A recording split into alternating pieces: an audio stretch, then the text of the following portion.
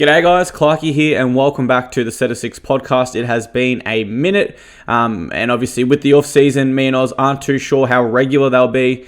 Obviously with the season, they are a weekly sort of fixture on the Wednesday. Through the off season, it'll be a little bit sporadic, a little bit random, just depending on how the news is. But Oz, how have you been? I have been all right.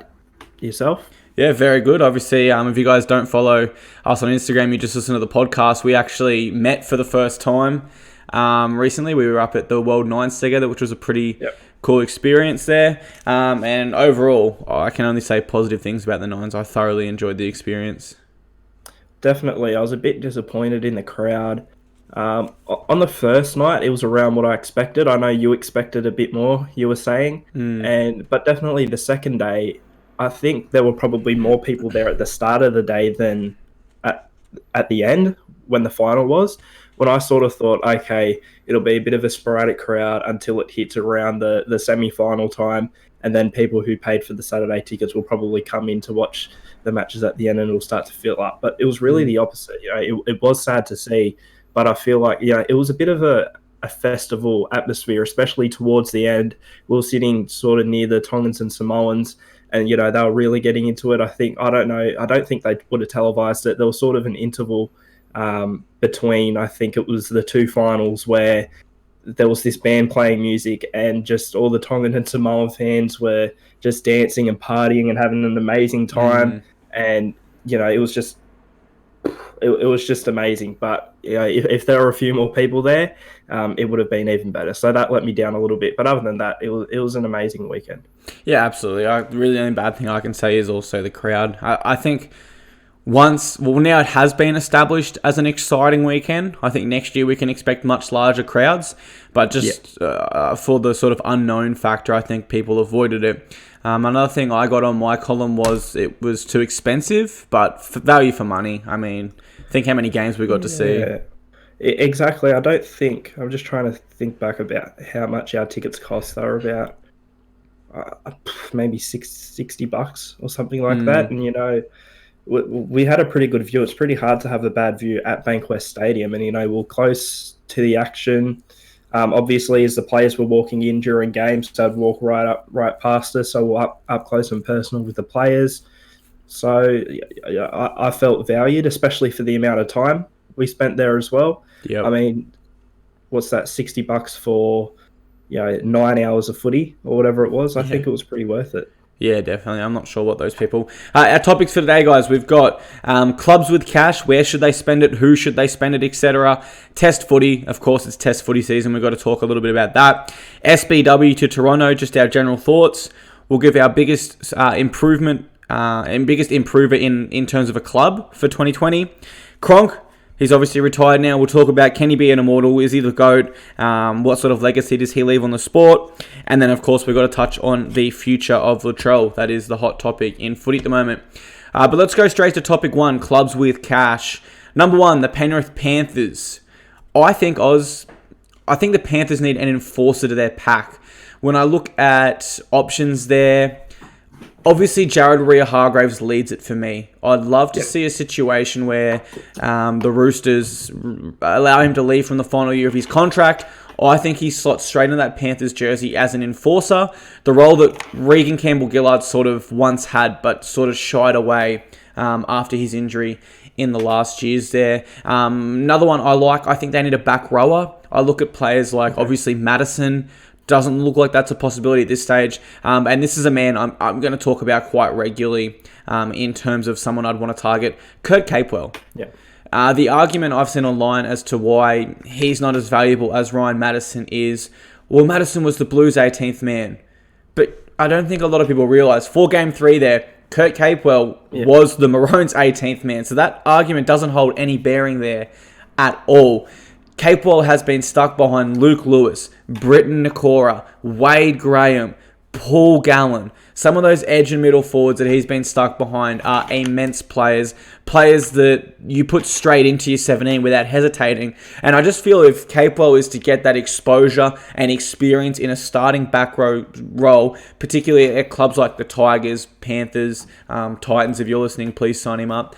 I really think his career would flourish and go to the next level, to the point where I believe it could be him and Ethan Lowe actually battling it out for that Maroons number 12 jersey. Now Matt Gillette has officially retired.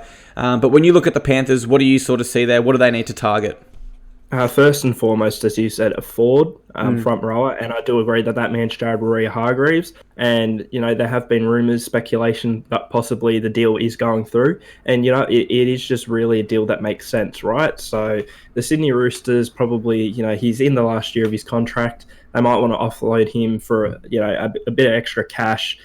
They've got the depth there. Penrith have just gotten rid of Regan Campbell-Gillard. He can slot in there. Penrith could use him. The Roosters could use, getting rid of him. Mm-hmm. So it just makes sense for me. So that one. Another one for me, though, is a centre. Now, obviously, they were looking at Isan Masters, we believe.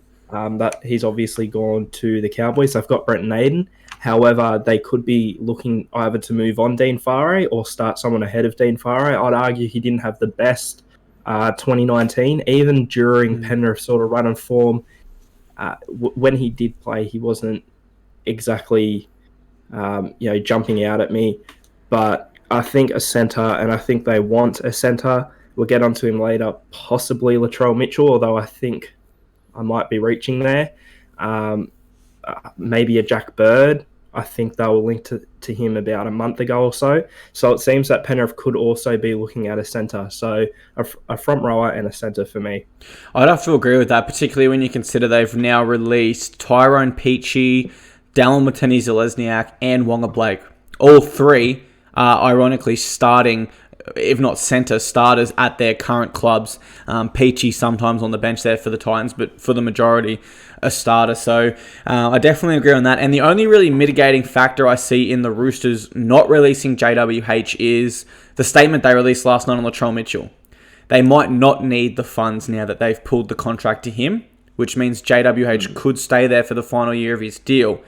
But if I'm the Roosters, and we know how well managed the Roosters are, Nick Politis will have a plan. If that plan is to move JWH on to get someone younger in, a younger prop, like he did last year. I mean, he brought in Angus Crichton, a young back rower there, to eventually replace Cordner or Orbison. The Roosters are always one step ahead, so what they want is what they'll get, essentially. But let's move on to the Canterbury Bulldogs. Now, for me, for the Bulldogs, it's a simple recipe. It really is. It's marquee players. The club is, whether they went on a little run last year, we can't just look at the last part of that season, Oz. We need to look at their season as a whole. Yep. And when we look 100%. At the Knights season, we consider it a fail because they had that little patch. Outside of that, they were horrible. Why are we giving the Canterbury Bulldogs a pass mark because they played well for the last patch of the season? That season was a D. It was a foul for the Bulldogs. It was not up to scratch. And they are in a rebuild phase, guys. Why am I saying this? Because they did the same thing in 2018. They went on a bit of a run at the end. And what happened in 2019? Nothing. There's no evidence in recent years, at least, to actually suggest that little bit of form patch they hit is any beneficiary or any beneficial to their 2020 season. There's just not the evidence there. So for the Bulldogs, it's a marquee player. And it could be Valentine Holmes. It could be Tyrone Peachey if he becomes available. It could be anyone on the market that is available because they are in a rebuilding phase. And when you're in a rebuilding phase, like the Knights were a couple years ago, you take what you can get. No players are realistically putting their hands up at the moment saying, yep, I can't wait to sign for the Bulldogs because they're a club moving forward. I believe personally they have a young squad and will move forward, but there's no evidence to actually suggest so. So as a player, rightfully so, they should be hesitant before signing on the dotted line. Who would you be targeting if you were the Bulldogs? I'm looking in the halves, sort of at hooker. Yep. Sort of central roles. They need experienced first grade talent. I know they've got Kieran Foran in the halves alongside of Lewis, but just look at what happened against Great Britain. He is injury prone. He's not super old yet, but he is getting on a bit in his career, and we've heard rumours, speculation for probably since he signed with the Bulldogs, really, that he was eventually going to leave. So I think we're getting close to the straw that's breaking the camel's back. Possibly that was it. I think eventually Kieran Foran will leave the Bulldogs. And I think they will need to bring in a more experienced half and also a more experienced hooker. I know they signed Sione Katoa from Penrith. From what I've seen, he's an improvement on Michael Leisha. However, to me, the Bulldogs needed that experienced first grade tenured hooker. Yep. And Katoa was in and out of first grade all season at Penrith in 2019, so I'm not entirely convinced. But just as he said, right now, and I find it a bit funny online, a lot of people would disagree with us, right? A lot of people are saying the Bulldogs might make the 8 due to their end of season run of form. And I think people just need to think of the bigger picture a bit. 2018, as he said, had a poor majority of the season, had a few wins towards the end, finished 12th. What happened in 2019? Poor season, had a few wins towards the end and finished 12th. So heading into 2020, right now, guess where I've got the Bulldogs finishing? 12th, because they're probably the easiest team to pick where they're going to finish right now. And, that's the thing as well. I've not seen enough from them to show that they want to improve. You know what I mean? Right. I guess they've been rumoured with, ridiculous deals for Latrell Mitchell, for example, but... Not a spine member. Can't directly influence it. Exactly. And I'm not saying... It doesn't seem very smart. You know what I mean? Mm-hmm. A 10-year, $11 million deal. Spread that money out a bit. You can get Latrell Mitchell for a bit less. Sure, you won't be able to sign him for as long, but you'll also be able to get a decent half, maybe a decent hooker as well. They have the money. Spread it out. Don't put all your eggs in one basket. If they sign Latrell Mitchell, in a couple of years, they could lose some of their youth. You know what I mean? Some of those young players, when they start to play better, they could lose those players to other clubs, and then they're left with another situation where they've got one star player, Latrell Mitchell. Yep. Just look at Roger Tuivasa-Sheck at the Warriors. One star player isn't always enough.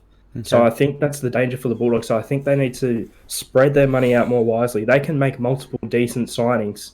They don't need to make one superstar signing. They need to think across the board a bit more. They need to think, okay, we need to improve the squad as a whole and not just in one area, add a superstar and think everything will be fixed, because it really won't, especially in the long run. Okay, let me offer you this. Let's say the Bulldogs do get Latrell Mitchell. We know how talented Latrell is. We know that when he's on, he's the most dominant force in rugby league with ball in hand. Yeah. Whether you want to accept that or not, the evidence is there. YouTube his highlights. But Latrell is the sort of player that needs to be brought into a rugby league game. And Foran isn't the dominant half we once knew he was at Manly. In fact, you could argue he was never the dominant half. He was second fiddle to Cherry Evans. Ever since leaving the Seagulls, he has struggled to become the dominant half. And Jack Cogg is inexperienced as well, so he's not that dominant half. And when you don't have dominant halves, you can struggle to bring the players like Latrell Mitchell into the game. So what about moving Lachlan Lewis to lock? Now, I know straight away you're thinking, too much defensive work in the middle. I don't think he'll be able to last. Well, I've got two things to counter that. One, I have seen him chop down Sam Burgess, one of the hardest ball runners we've ever seen multiple times in a game. And number two, Jeremy Marshall-King was a 5'8". He moved into hooker in the middle of the field, and the Bulldogs have a strong enough forward pack to support Lockie Lewis there.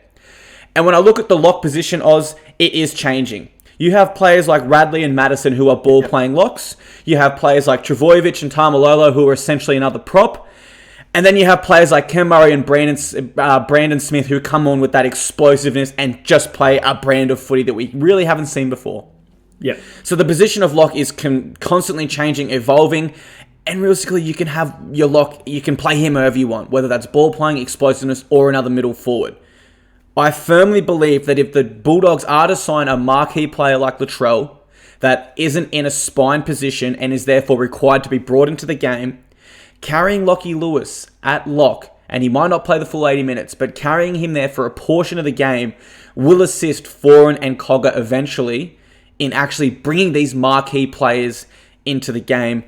Because I look at the Bulldogs at the moment, I look at players like Dallin Watene-Zelezniak. Yes, he's a great player, but at Penrith, he was fed the ball. He was fed incredible finishes on the wing. At the Bulldogs, he is searching for the work. He is coming in for scoots. He's not being facilitated like he should be and has been at other clubs. So I'm just going to throw that at you. I know I went on for a little bit there, but what do you think? You like it or don't like it? I don't mind it, but it goes back to that thing. If you are going to sign Latrell Mitchell, they need other reinforcements to come in as well, like a half that can get him good ball. You know what I mean? You said it. Kieran Foran isn't the game controlling half. Guys like Lockie Lewis and Jeremy Marshall King are still, relatively young, and Jack Cogger. So right, but that's why I think having Lockie Lewis at lock there, it might be a little too many Chiefs, but these Chiefs aren't true leaders. So I can't see how having another ball player out there could affect their structure, because at the moment they don't play to much structure. Their attack is very readable. Something different, something to spice it up. I don't know. They need a change. I think we can agree on that. Yeah, look, I'm not saying to the Bulldogs don't sign Latrell Mitchell. It wouldn't be a good signing either. I'm just saying maybe you got to save the cash to bring in some other pieces that can complement Latrell. And like you said, in that spine, a half and a hooker would do wonders for the Bulldogs. I'd argue they probably need that right now, maybe more than a centre. Don't get me wrong, they could do with an addition to the back five, but I hope the Bulldogs play this smart.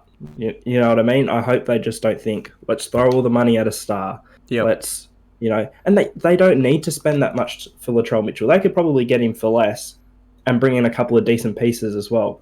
You know what I mean? So, yeah, the Dogs are probably the big topic when talking about clubs with cash, because they've been, widely reported to be linked with certain players. They've signed certain players for next season as well. They've obviously just re-signed Dallin Watene-Zelezniak, so they're obviously the team to watch when talking about a star free agent or a star off contract player. But I think they need to play it smart. I would agree with that, definitely. Even if that is bringing in the other pieces to then attract Latrell for a lower price. I have to agree with you. I don't think throwing all their money at one player is the fix they need. But let's move on to another team that has plenty of cash, or at least is reported to have. The West Tigers. For me, it's pretty simple for the West Tigers. I think they need a forward and they need a strike outside back.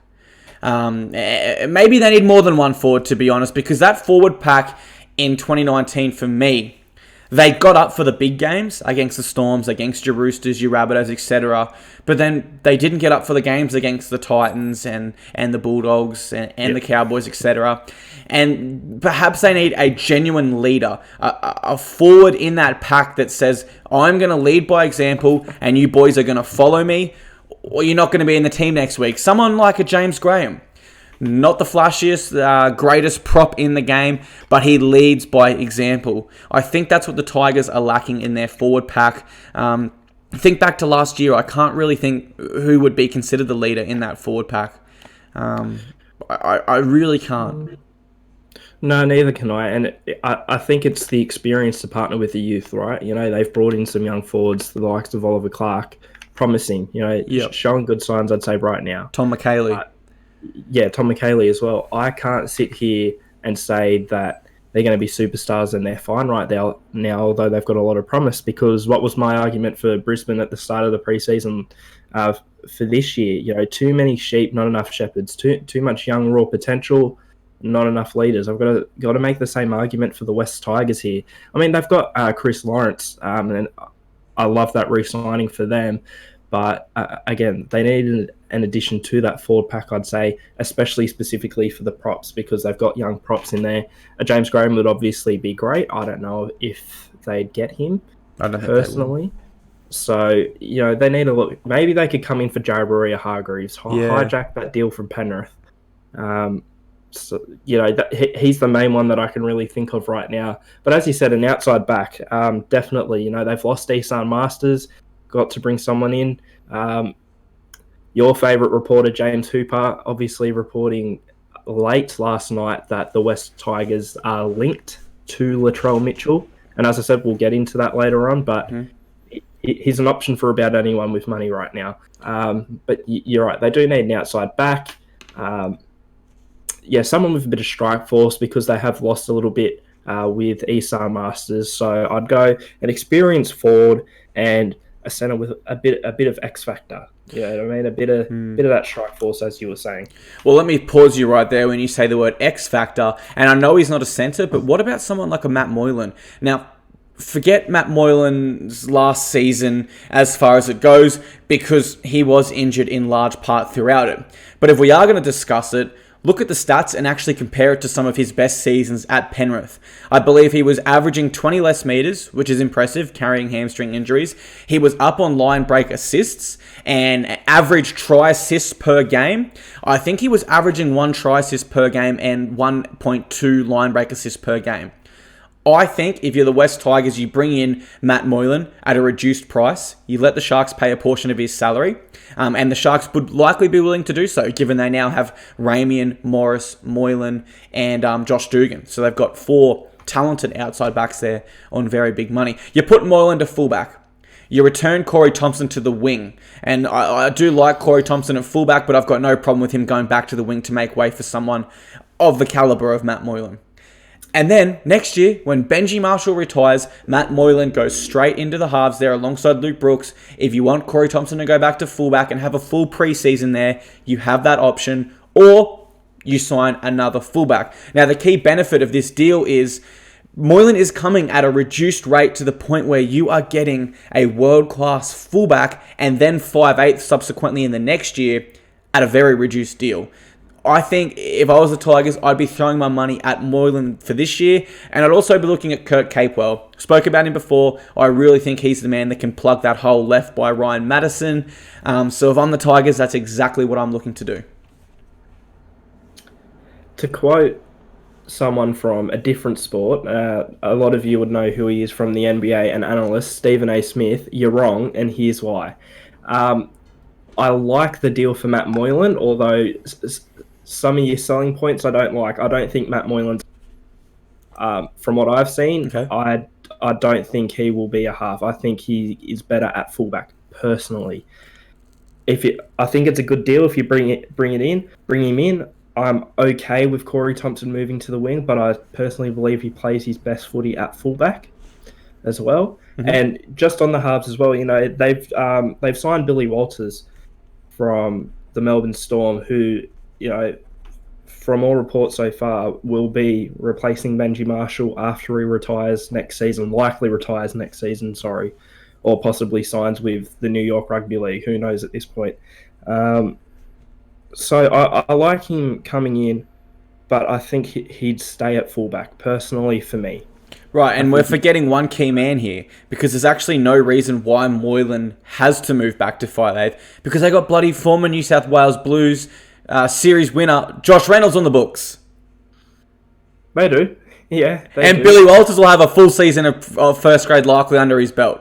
So we don't actually have to move Moylan back to 5/8. It's just a nice option to have. It's definitely still an option, but it shouldn't be your first option. That the West Tigers should not sign Matt Moylan with the plan to play him at fullback for a year and then move him to the halves. I don't think. There's even rumours now. Obviously, the Moylan deal probably won't go through if this happens. Rumours of Anthony Milford possibly ending up there. And I don't like that. Fullback, could play in the halves. I think if you were to sign Milford as well, he plays fullback. So a similar thing to Moylan. But I do think Moylan's probably right now a bit more of a safer option at fullback. So I would go with him. I like the move for Moylan, but I think he stays at fullback for me. Yeah, I'm happy with that. Either way, I just think Moylan's a great footy player. I don't mind him in either spot. Last club we'll talk about, the Cowboys. I'm going to keep it nice and simple here for the North Queensland Cowboys. Sit on your aces while you have them. Yes, $1 million is a lot to not be spending on your salary cap, but we're talking about a player like Valentine Holmes. It would be a travesty if they were to go and spend that $1 million on 3, let's go, middle sort of players. I'm not talking fringe first graders. I'm not talking stars. People in the middle that sit on that 300, 400k bracket. It would be a travesty if they were to go and sign 2 or 3 of them and then subsequently miss out on Valentine Holmes. Why? Because even with that $1 million missing from their salary cap, for me, the Cowboys can and will still make the top 8 next year because that forward pack is so powerful and dominant. They just need players like Caulfield, Isan Masters to jump on the back of it. And when you add Valentine Holmes into that mix, suddenly I don't see a way how they could actually miss the top 8 at all. So for the Cowboys, sit on your aces while you have them. I don't see Valentine Holmes making it in the NFL, unfortunately. I do respect his hustle over there, but I think he'll be back in the NRL very soon and back in a Cowboys jersey. Personally, I don't think Valentine Holmes signing with the Cowboys guarantees them as a top 8 side, believe it or not. I don't know. I'm not saying they don't, but hear me out. Okay. First of all, we got to keep in mind he's not played since the end of the 2018 season. There's still a big gap where he's not been playing rugby league. That can have an effect on someone. So keep that in mind. 2, they would likely play him at fullback. Personally, I still think he's better on the wing. Not after that last season with Sharks free left. Well, don't forget that probably the first half of that season he wasn't really performing that well at fullback. He came into his own at the end. He improved at the end and was a formidable fullback. But if I look at that Cowboys lineup, I don't know. They need a winger, right? I'd say they need a winger more than a fullback. Drinkwater looks. I know it's a bit risky because he's young, but he looks like the real deal. And they do need another winger. So Valentine Holmes and Kyle Felt, your 2 wingers. It's formidable. That's a nice prospect. But as I said, if they're signing him, especially for that much, he's playing fullback, right? Yeah. Maybe wing just to adjust back for a couple games. Maybe if he comes in midway, finishes the year in wing, then has a full preseason at fullback to get that match fitness. I'd like that, but I still don't think they'd do that. I agree. I think they'd slot him straight into the fullback role, whether it's the smartest decision or not. I agree. Look, also with the Cowboys, I do think they have a lot of raw potential, but unproven talent in their side. You're talking, yes, Jake Clifford's played a fair bit now, but still pretty inexperienced. We're talking Scott Drinkwater as well. There's potential, a lot of potential with the Cowboys. Yes, everyone talks about how great their forward pack can be, how talented they can be. We didn't see it in 2019. We just didn't. Maguire, yes. Taumalolo, when he was playing, yes. But, guys like Gavin Cooper dropped off. We saw Cohen Hess drop off. Yep. You know what I mean? Those guys need to step McLean up. really battled injuries. Wasn't himself.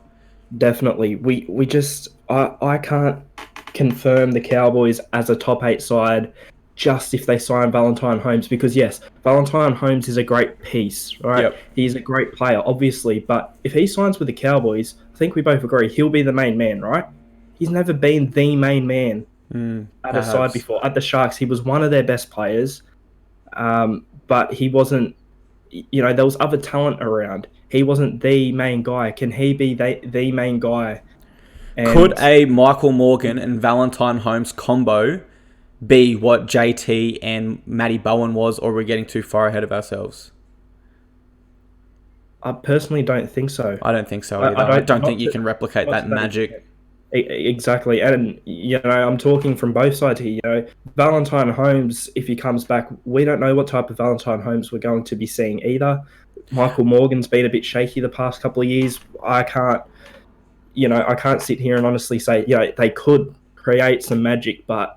And the problem is, we've only got one case, really, in modern NRL history of a player returning from the NFL, and it was Jared Hayne, and he signed with our beloved Titans.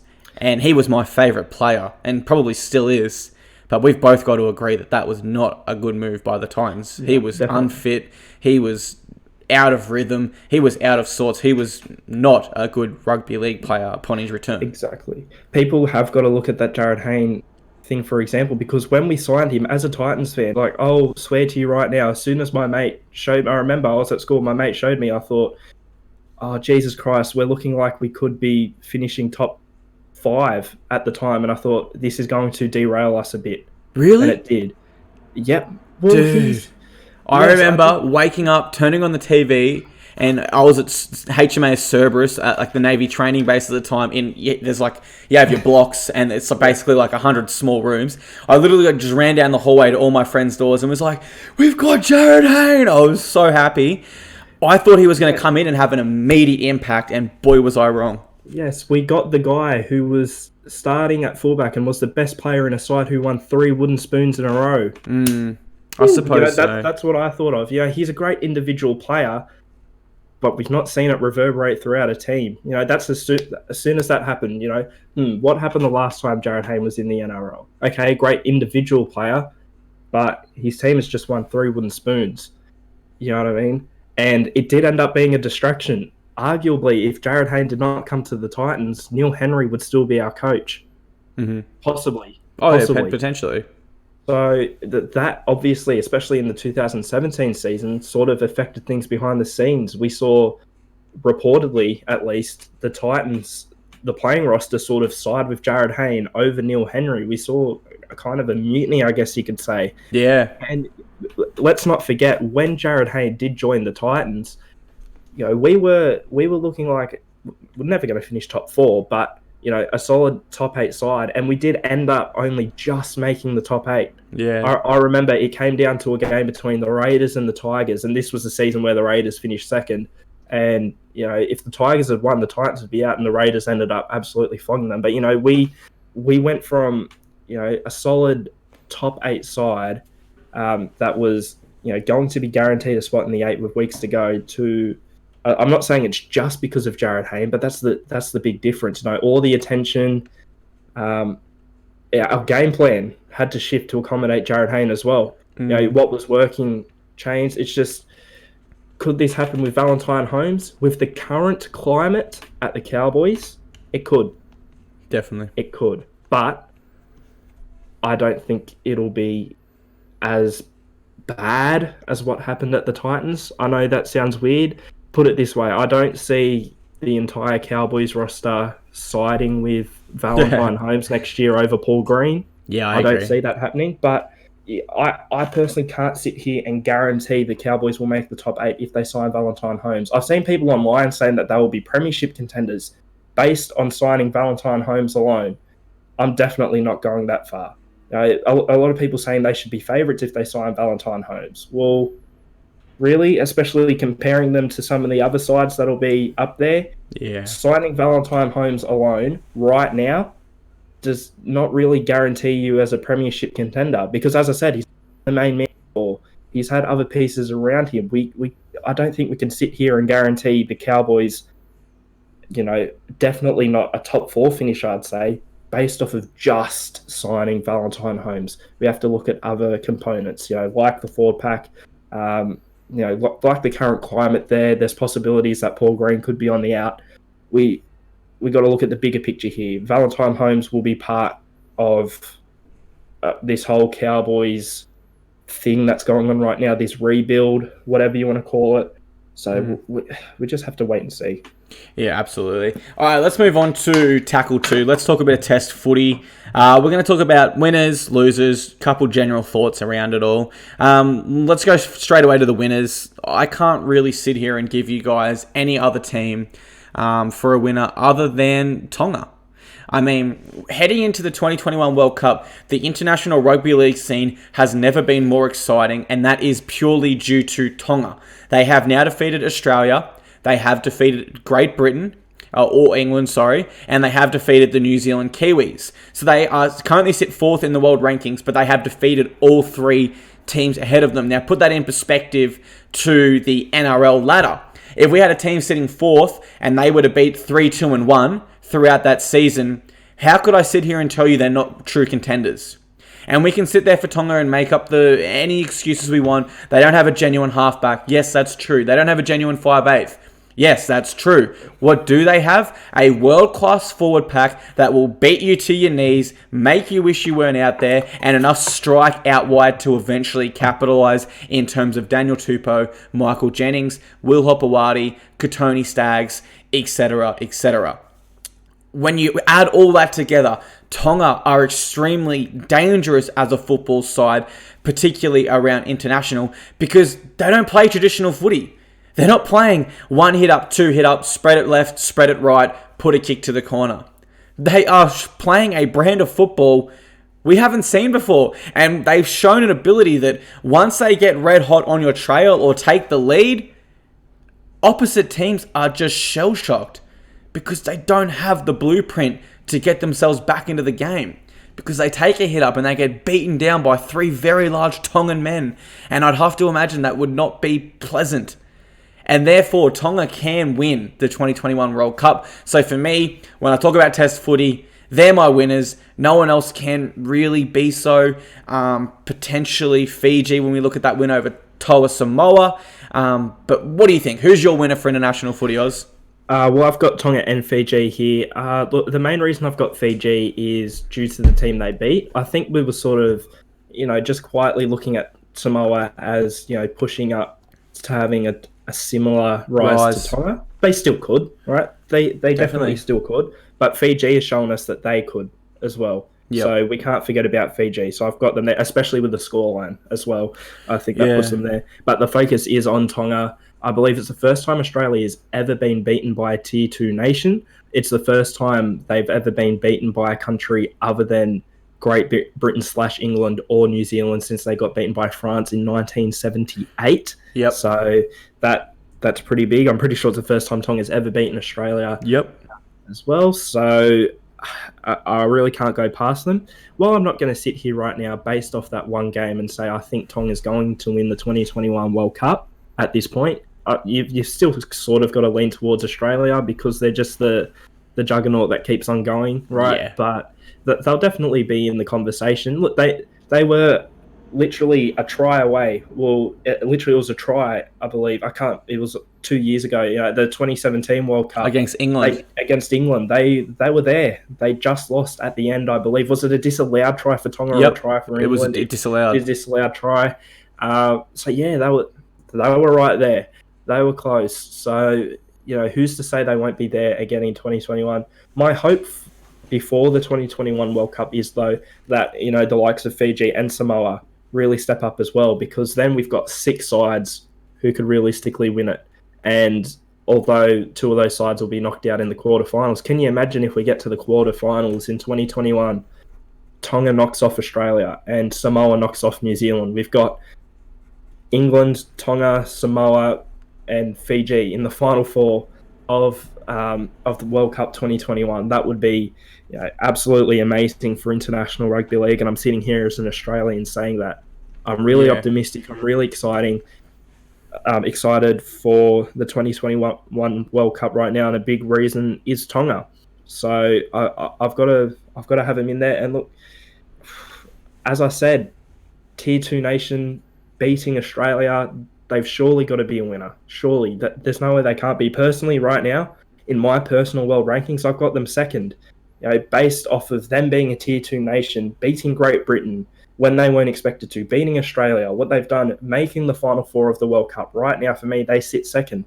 A lot of people disagree with that. They say maybe they're still teetering, but for me, based off of their circumstances and situation, especially that they're right now Tonga Invitational and they still got to sort out behind the scenes what's going on with the board, the fact that they're still able to do that, for me, they're second. It's going to take a lot to knock Australia off the top, but they're second for me.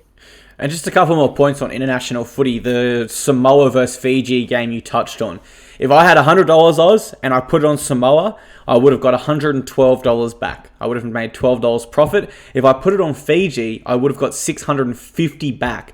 That's how big of underdogs they were, and holy smokes, to come out and win by that margin is absolutely phenomenal. And another point that I like to raise, I think we have an issue with international footy in the fact that young kids are brought up through junior clubs, and it's sort of, they represent the junior Kiwis or the junior Roos, and it's sort of, pick who you want. Is it the Kiwis or Australia? Kids aren't being brought up at the age of 18, etc., and being asked, do you want to represent Tonga? Do you want to represent Fiji? It's always Australia or New Zealand. And another interesting fact, I won't name the player, but I did get a message from a New Zealand Kiwis player that said they don't get 30k match payments like Australia do, which I was incorrect. I thought they did. They only earn 5,000, which is the exact same as Tonga.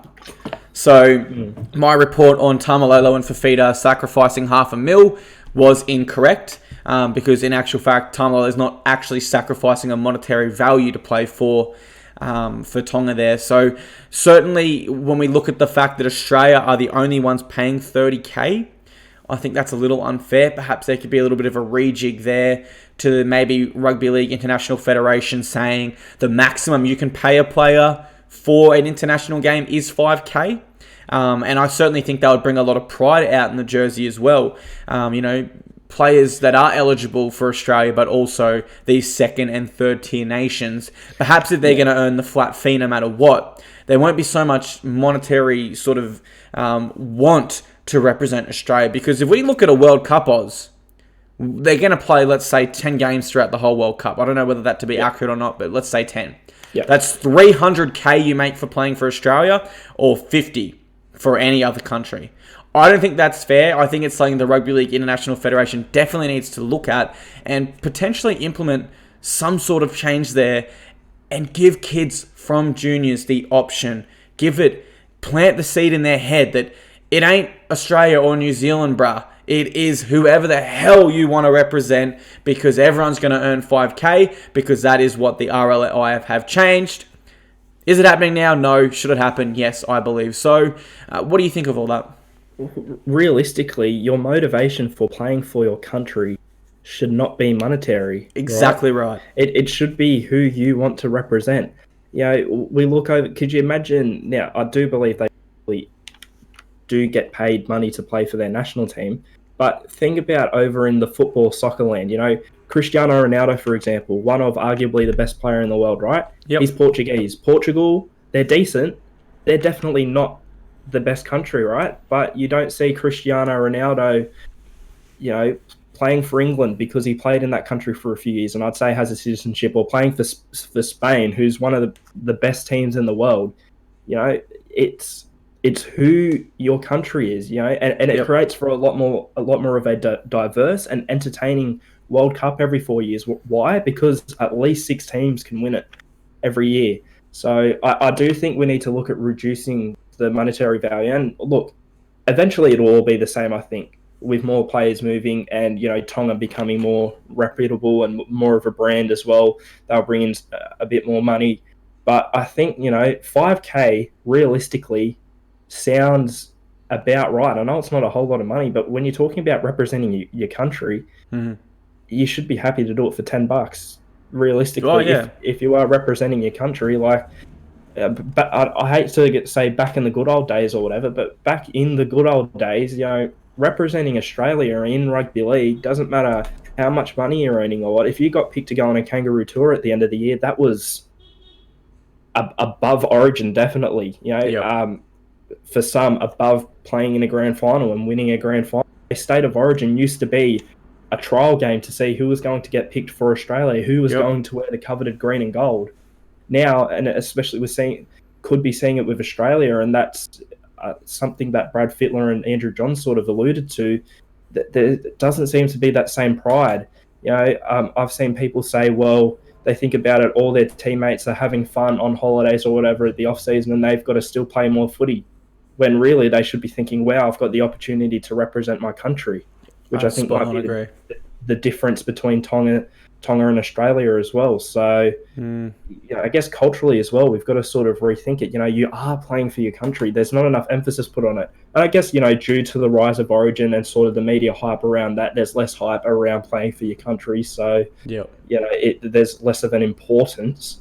But you know what I mean? I think we need to rethink the whole monetary value being put towards playing for your country. Definitely. And who have you got for your losers? Great Britain. Yeah, I can't argue. Disappointing to say the least, right? Yep. They should have beat Tonga, should have beat New Zealand, I'd say, especially based off of last year, New Zealand's tour over there. Online, I've seen in a couple of predominantly English-based rugby league groups, a lot of the fans weren't happy with the teams that they selected. And can you get this right? Great Britain, that's a side made up of Welsh, English, and Scottish players. All the players are representing England except for one. Australian Lachlan Coote, who is representing Scotland. The rest of them are all English. Right. I know that's got nothing to do really with on the field, but I wanted to bring that up, is that surely there's got to be some rules implementing that you've got to play a couple of Scottish players, a couple of Welsh. That's just something for me that was a bit odd. But especially that they have the option to put the top talent in the side, the fact that they're losing to a Tonga side that, they beat in the World Cup semi-final, they've lost to, because it is mainly the England side, they've lost now one game to the New Zealand side that they beat in a 3-match test series last year in England. And I believe in the 2 games that England won, they won pretty easily too. It's not really an excuse. Well, when I look at Great Britain, like you said, it's predominantly an English side. And this is a side that lost to Australia only 6-0 in the last World Cup. And then the next year they went on to basically flog New Zealand, win quite convincingly in that 3-game series. And probably the biggest talking point around the test matches has been the one referee system. The new ARL chairman, Peter Vlandis, former New South Wales racing boss, has come in and said he prefers one ref, so it sort of made everyone pay a little bit more close attention. I think the biggest thing we can all agree on is the slower ruck. Now, that should be benefiting this Great Britain side because majority of them are Super League players who, I'm not sure of last year, but definitely before that, only had one referee. So defensively, they should be slowing down the ruck and utilising little loopholes to slow it further because they're used to the one referee system. And in attack, they should be adapting and utilising it again because they're used to dealing with a slower ruck in terms of setting up their shape and structure out wide. Why hasn't it occurred, Oz?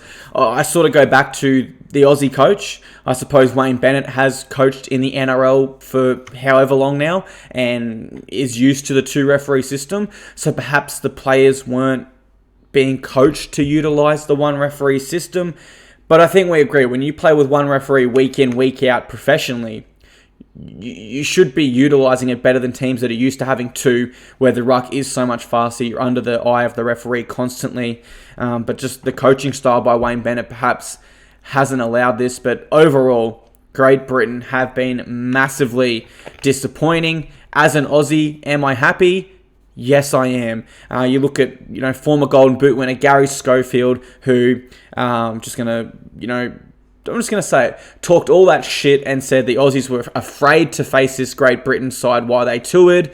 Well, mate, you lost to the Kiwis. You lost to Tonga, who, they might have beaten us, but I've got no doubts if Australia were to verse the Great Britain side tomorrow, we would flog yous 20-0, and Gary Schofield, as much of a legend around rugby league as you are, you would be forced to ultimately shut your mouth because, being completely honest, this Great Britain side sucks. They just do. They don't look good. Yeah, and it's sort of upsetting as well, I guess, in general as a rugby league fan for competitiveness as well, because I know a lot of the talk around Tonga as well, but arguably, especially around 2017, 2018, we'd seen the best England side we'd seen in years, I'd argue. Just lost to Australia in the World Cup final. Beat team number 2 in the world, New Zealand, in that series pretty comfortably, And I remember looking back at the end of 2018 and looking at their side on paper compared to Australia, and I thought, geez, it's a pretty good side. But, we've now seen, I don't know, maybe it's a Great Britain curse or something. It's just crashed down really quickly. In my head, I had them as team number 2 after last year. Now they're down to 4th for me. I don't know. Moving on, I guess. My other loser is Samoa. Did you have Samoa as well? I didn't because it was only one game. Whereas we've seen Great Britain consistently not look good throughout 2 80-minute games. I think the Heat, 1 at 1 p.m. in Christchurch, the sun was out there. Fiji's offload, the way they offloaded and attacked really disrupted Samoa. So I didn't have them as a loser yet. I'd like to see, are they playing this weekend? I believe they might be. I could be incorrect in that. I am incorrect in that. They're actually not playing another test this year. I guess when you look at it that way, Oz, you do have to have Samoa as a loser. We've only seen them play 80 minutes of test footy this post-season, and we have to be realistic. They looked terrible. They looked fatigued. They looked out of structure. They looked unfit. They couldn't save tries and defend to save their lives. It's savage, but Samoa have to be a loser this post-season. Yeah. For me, it's purely because of the scoreline as well. If they just lost or something, I thought, okay, this is great for international rugby league, a bit more competitive. But no, I held such high hopes for them as well. After, I picked them as a dark horse. I said they were going to make the Final Four of the World Cup Nines. They did, and they were looking great. They competed against Australia. Now, I know it's a bit of a different format, but there were similar players. There were great signs and of potential there. Exactly. And, I thought against Fiji, they would have won relatively easy. Now, they're still a dark horse, I believe, in the future, but so are Fiji now. So hopefully those two sides can, really start hitting their stride from 2020 onwards towards the 2021 World Cup. So I'm hopeful for both, but I've got to have Fiji as a clear winner and Samoa as a clear loser because of that scoreline. Yep. For me. We've got 2 more test matches this weekend. We've got Fiji versus PNG. We've got a double header on the Saturday, 9th of November, guys. 3:20 p.m. here. Fiji versus PNG. I'm going to tip Fiji to win this one. You can't really go past them after that performance, I'd say on paper as well. Even if we didn't have that game against Samoa, I'd probably pick them. Yep. So. And we've got New Zealand versus Great Britain. I'm going to tip the Kiwis to bounce back with Sean Johnson, man of the match performance. I'm tipping the Kiwis in another close one. Yep. But I sort of hope, for the sake of international rugby league, Great Britain can get up here to make us, sort of question a bit and think, okay, we might have a bit of a closer international scene. So tipping the Kiwis, sort of hope Great Britain wins. Perfect. Well, what we'll do is we'll move on to tackle 3, and we'll split this podcast into 2. We'll film another one for you guys tomorrow with our last 3, because being the off-season, we've got a lot to chat about. We don't want to sort of drag out one episode for 2 hours. That's a little bit too long for you guys to sit around. But we've got to talk about this one, guys. How can we not? Sonny Bill Williams to the Toronto Wolfpack. 2-year, $10 million deal. My thoughts, I like it. I like it in terms of no amount of advertising or money and the value you get for bringing in a world-class player like Sonny Bill Williams is worth what is happening now. Everyone is talking about the Toronto Wolfpack.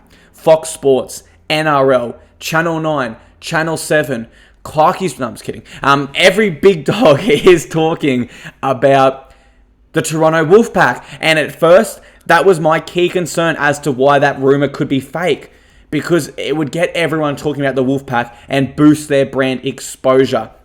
With Sonny Bill Williams going to the Toronto Wolfpack, will a massive sponsor potentially invest a couple million straight away? Yes. Yes, of course they will. They can easily make that $10 million back in tickets sold, memberships, sponsorships, etc., etc. And then you factor in you're getting bloody Sonny Bill Williams. 2 years, $10 million. Sign me up. I like it. Well, how's this as well? Think about this. There are rumors that Netflix are interested in a documentary series about the Wolfpack covering their first season in the Super League. Now, think about if that does come to fruition.